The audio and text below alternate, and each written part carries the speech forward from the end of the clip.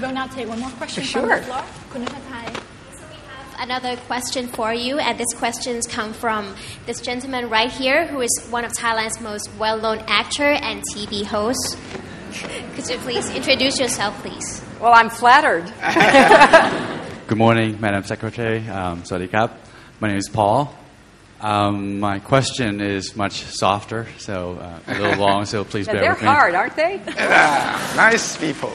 Yes, they are. This coming August 12 is Queen Sirikit's birthday and also the Mother's Day in Thailand.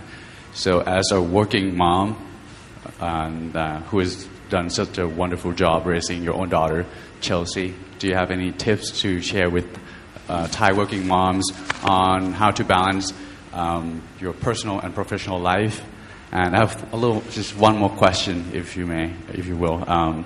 Which job is the most difficult for you? Being the First Lady, Secretary of State, or Senator from New York, or being a mother? Or being a wife. Yeah. He stole my question. Oh, really? That was going to be my last one. Well, I really appreciate your mentioning Her Majesty the Queen. When my husband and I came on our state visit when he was president, we had a wonderful time with them. We stayed at the palace. We really appreciated the gracious hospitality, and Her Majesty the Queen talked to me a lot about the projects that she champions on behalf of women and children. So I extend to her a very happy birthday and happy Mother's Day, and to all the mothers of Thailand. I think being a mother is the hardest job. I really do, and I only had one child, so those who have many children, I don't know how they manage it, but it is a very big issue in the minds of a lot of young women and men today.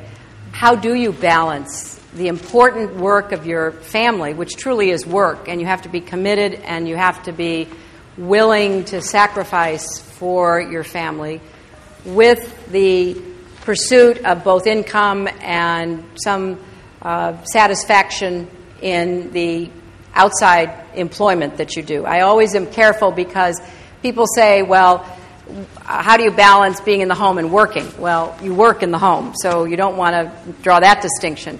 What you want to think about is how at different stages of your life you try to balance that. And the most important thing for any working mother is a very supported working father, a father who understands that he has responsibilities as well, and that there's a team, a partnership in the family. And I think employers increasingly recognize that if they're going to keep talented young women who are having a family, they've got to be more understanding of the pressures that exist between being at work and then still making sure that you fulfill your family obligations. There's no one answer, and it really does vary from person to person. And I've seen successful models and unsuccessful models in every kind of setting. I've seen mothers who never work outside the home, who are overwhelmed by their responsibilities, and their children, are not as disciplined, for example, as they should be. And I've seen mothers who work full-time, sometimes 2 or 3 jobs, and their children are well-behaved and very focused on doing the right thing. So, it's every possible model in between. And I just wish that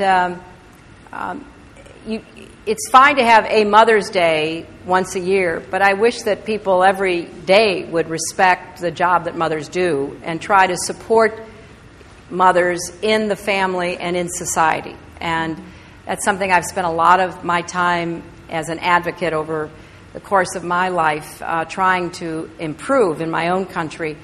But at the end of the day, being a First Lady is a great experience, and it lasted for 8 years. Being a Senator from New York is a great experience, and it lasted for 8 years.